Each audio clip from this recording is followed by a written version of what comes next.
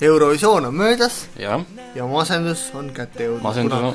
Kuna Traffic jäi teise koha peale Eurovisioonil, siis Traffici laulja Silver otsustas, et tema hakkab pokkeri sõltlaseks. Ja nagu me kroonikast loeme, et terve bändiga lausa. Jah, et see oli vaata, kindlasti oli nii, et tema algus läks üksinda ja pärast ta veel nagu ajendas teisi ka sinna minema. Ja tahaks teada, et Silver poiss, mis on juhtunud? Kas masendus on nii suur? Kas tõesti on kurb? Kurb, ma saan aru, et on kurb, aga tuleb edasi elada. Ja pealkiri on Silver nagu armastab pokkerit. Et aga võib-olla see pokker on hoopis mingisugune uus naistuttav, kelle nimi ongi pokker. Vaata, see Lady Gagal oli see Poker Face'i lugu. Ja tegelikult Lady Gaga, vaata, lõi alles hiljutisel kontserdil lõi oma tantsutürukul hambad suust välja.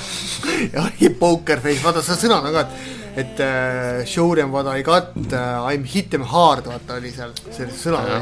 Ja ongi, et võib-olla asi polegi nagu pokkerimängus, võib-olla on asi hoopis, et pokker on mingi nii. Äkki ka Silver Laas on võtnud, ta on ju vaata Maarja-Liisiga suur sõber, ehk siis Maarjaga. Ja äkki ta vastas sellele kuulutusele, mille Fred Krieger, ehk siis Maarja elukaaslane, pani sinna. Nad otsisid neid pornostaare. Ja äkki pokker on mingi pornostaar, kellega Silver on mehkeldab seal filmis.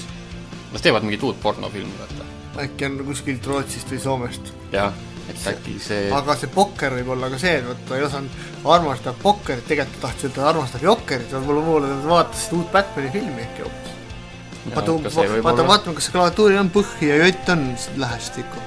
Tegelikult isegi on, vaata, üks täht on, ütleme üle, O, I, K. Näed, annab panna küll, kui sa kogemata vajutad, siis sul ongi.